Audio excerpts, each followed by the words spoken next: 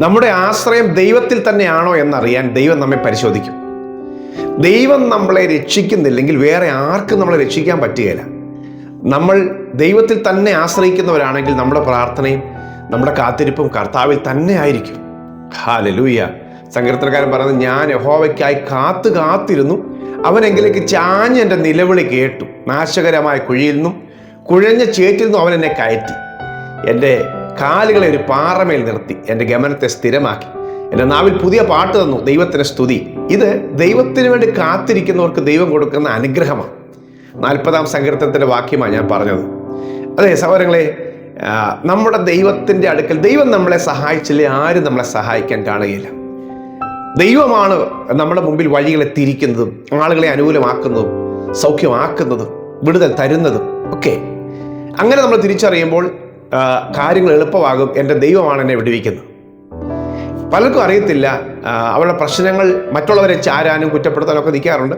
പക്ഷേ എൻ്റെ ദൈവം എനിക്ക് അനുകൂലമാണ്, പ്രതികൂലം ഒന്നുമില്ല എന്ന് പൗലോസ് പറഞ്ഞതുപോലെയും ദാവീദ് പറഞ്ഞതുപോലെ നമുക്ക് പറയാൻ പറ്റണം. ഒരു വാക്യം ഞാൻ വായിക്കാം. രാജാക്കന്മാരുടെ 2-ാം പുസ്തകം അതിൻ്റെ 6-ാം അധ്യായം 27-ാം വാക്യം. ശമരിയിൽ ക്ഷാമം കഠിനമായിരിക്കുക, സിറിയക്കാര് ശമരിയെ ഞെരുക്കുക, ഇസ്രായേലിൻ്റെ രാജ്യത്തിൻ്റെ ക്യാപിറ്റലിനെ ഞെരുക്കുകയാണ്. അവരെ ഉപരോധം ഏർപ്പെടുത്തിയിരിക്കുക, ഭക്ഷണമില്ല. അവിടെ കഠിനമായ ക്ഷാമം വന്നപ്പോൾ കുഞ്ഞുങ്ങളെ വരെ പുഴുങ്ങി തിന്നുന്ന രീതിയിൽ പട്ടിണി വന്നു. അപ്പോൾ ഒരു സ്ത്രീ ഓടി വന്ന് ഇസ്രായേൽ രാജാവിൻ്റെ അടുക്കൽ എന്ന് പറയും, രാജാവേ രക്ഷിക്കണമേ, രക്ഷിക്കണമേ. അപ്പോൾ രാജാവിൻ്റെ മറുപടി കേട്ടോണം. അതിനവൻ, യഹോവ നിന്നെ രക്ഷിക്കുന്നില്ലെങ്കിൽ ഞാൻ എവിടെ നിന്ന് തന്നു നിന്നെ രക്ഷിക്കേണ്ടു? കളപ്പുരയിൽ നിന്നോ മുന്തിരിച്ചക്കിൽ നിന്നോ എന്ന് ചോദിച്ചു. ഹല്ലേലൂയ. അപ്പോൾ യഹോവ രക്ഷിക്കുന്നില്ലെങ്കിൽ ഞാൻ എവിടുന്നാ തരുന്നത്? അതെ പ്രിയമുള്ളവരെ, ആ സത്യം നമ്മൾ തിരിച്ചറിയുമ്പോൾ എൻ്റെ ദൈവം എന്നെ സഹായിക്കും. എൻ്റെ ദൈവത്തിൻ്റെ അടുക്കലാണ് എൻ്റെ വഴിയുള്ളത്. ദൈവം എനിക്ക് വേണ്ടി കരുതും. ഇര്മീയാ പ്രവാചകന്റെ പുസ്തകത്തിൽ 17-ാം അധ്യായം 14-ാം വാക്യം ഒന്ന് കൂട്ടി വായിക്കുമ്പോൾ കാണും, യഹോവേ എന്നെ സൗഖ്യമാക്കണമേ, എന്നാൽ എനിക്ക് സൗഖ്യം വരും. എന്നെ രക്ഷിക്കണമേ, എന്നാൽ ഞാൻ രക്ഷപ്പെടും. നീ എൻ്റെ പുകഴ്ചയല്ലോ. അപ്പോൾ ദൈവം സൗഖ്യമാക്കിയാലേ നമ്മൾ സൗഖ്യമാകുകയുള്ളൂ. ദൈവം രക്ഷിച്ചാലേ നാം രക്ഷപ്പെടുകയുള്ളൂ.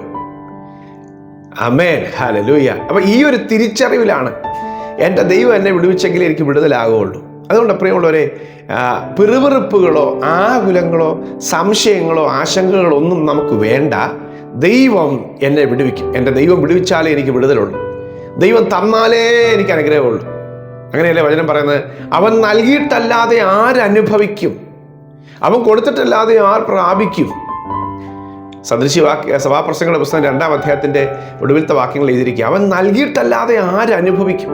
അപ്പോൾ എല്ലാം കൂട്ടി വെച്ചാലും ദൈവം അത് അനുഭവിക്കാനുള്ള കൃപ നൽകിയില്ലെങ്കിൽ നമുക്ക് അനുഭവിക്കാൻ പറ്റുകയില്ല.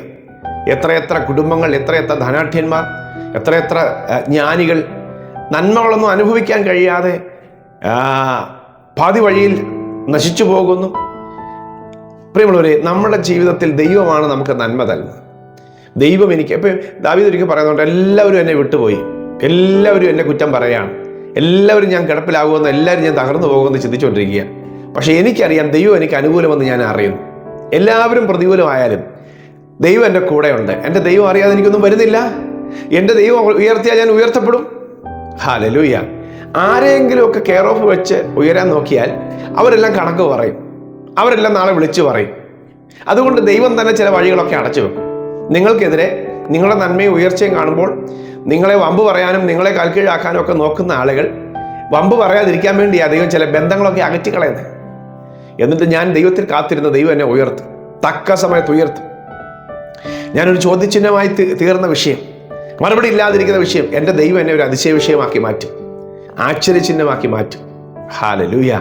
ദൈവം സൗഖ്യമാക്കിയാൽ നമ്മൾ സൗഖ്യമാകും. ദൈവം രക്ഷിച്ചാൽ നാം രക്ഷപ്പെടും. ദൈവം ഉയർത്തിയാൽ ആർക്കും താഴ്ത്താൻ പറ്റില്ല. ഒരു മനുഷ്യനെ കൊണ്ടുവരുന്നതും ഇരുത്തുന്നതും മുൻപോട്ട് കൊണ്ടുപോകുന്നതൊക്കെ ദൈവമാണ്. രാജാക്കന്മാരുടെ ഹൃദയം ദൈവത്തിൻ്റെ കയ്യിൽ നീർത്തോട് കണക്കിയിരിക്കുന്നു. അവൻ തനിക്കിഷ്ടമുള്ളിടത്തേക്ക് തിരിക്കുന്നു. പുതിയ മുഖ്യമന്ത്രി കേരളത്തിൽ അപ്പോയിന്റ് ചെയ്യപ്പെട്ടു. നമുക്കറിയാം, ആളുകളൊക്കെ പ്രാർത്ഥിക്കുന്നു, ദൈവഹിതമുള്ള ഭരണം വരണം, മനുഷ്യ സ്നേഹമുള്ളവർ, ക്രൂരത വെടിയുന്നവർ, അതുപോലെ തന്നെ ധാർമ്മിക മൂല്യങ്ങൾക്ക് പ്രാധാന്യം കൊടുക്കുന്നവർ, വർഗീയ വിദ്വേഷങ്ങൾ ഇല്ലാത്തവർ. അപ്പം ഇതിനെല്ലാം പ്രാധാന്യം കൊടുക്കുന്ന ഒരു ഭരണ സംവിധാനം വരണമെന്ന് സഭ പ്രാർത്ഥിക്കാം, ദൈവത്തോട് പ്രാർത്ഥിക്കാം.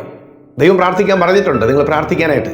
അങ്ങനെ പ്രാർത്ഥിക്കുമ്പോൾ ദൈവം തിരിക്കും. എത്ര പ്രതിസന്ധിയുള്ള സാഹചര്യമാണെങ്കിലും ദൈവിക പദ്ധതിയിലേക്ക് ദൈവം തിരിക്കും. ഹല്ലേലൂയ.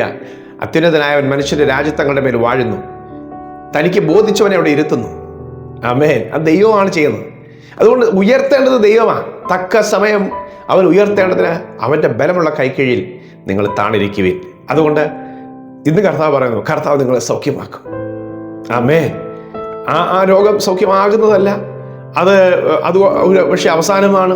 ട്രീറ്റ്മെൻ്റ് ഇല്ല, എവിടെയൊക്കെ പോയാലും പ്രയോജനമില്ല എന്ന് പറയുന്ന കാര്യത്തിലും കർത്താവേ നീ എന്നെ സൗഖ്യമാക്കണം, എനിക്ക് സൗഖ്യം വരും.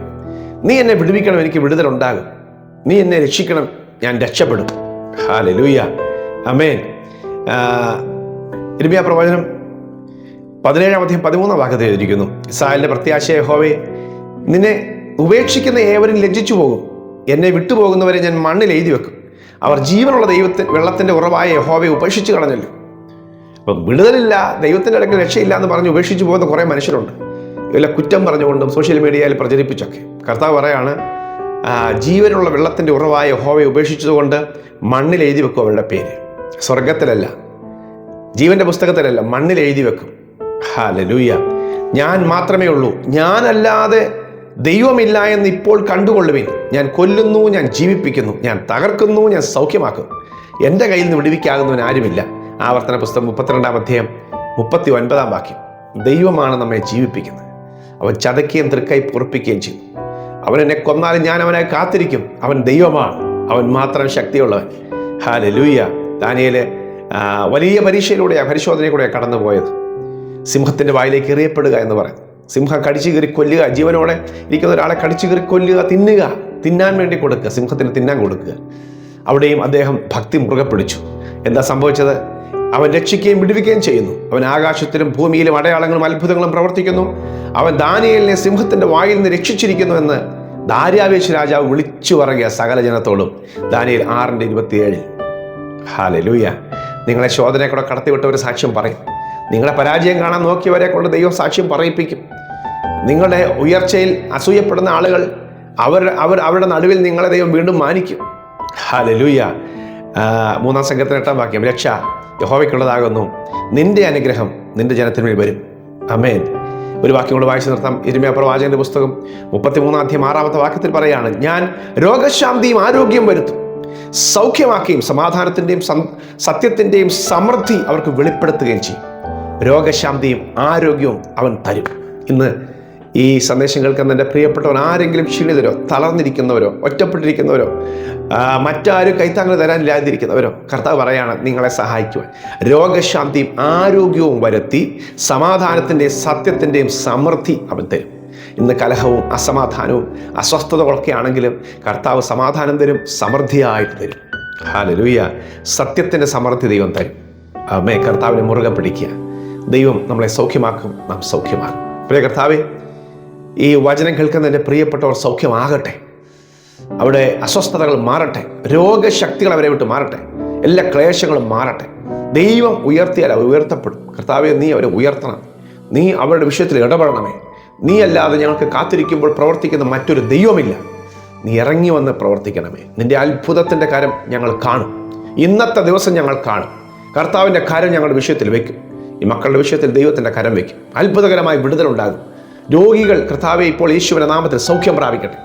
സകല അസ്വസ്ഥതകളും കെട്ടുകളും യേശുവിൻ്റെ നാമത്തിൽ ഇപ്പോൾ അഴിഞ്ഞു മാറിപ്പോകട്ടെ. ദൈവികമായ ഉയർച്ചയും നന്മയും ഉണ്ടാകട്ടെ. ഞാൻ അനുഗ്രഹിച്ചു പ്രാർത്ഥിക്കുന്നു യേശുവിൻ നാമത്തിൽ തന്നെ. ആമേൻ, ആമേൻ, ആമേൻ. കർത്താവ് നിങ്ങളെ സമൃദ്ധി അനുഗ്രഹിക്കട്ടെ, നിങ്ങൾക്ക് സൗഖ്യം തരട്ടെ, ആരോഗ്യവും വിടുതലും തരട്ടെ. ഈ സന്ദേശം കുറേ പേർക്ക് നിങ്ങൾക്ക് പങ്കുവയ്ക്കാം. God bless you. Have A lovely day.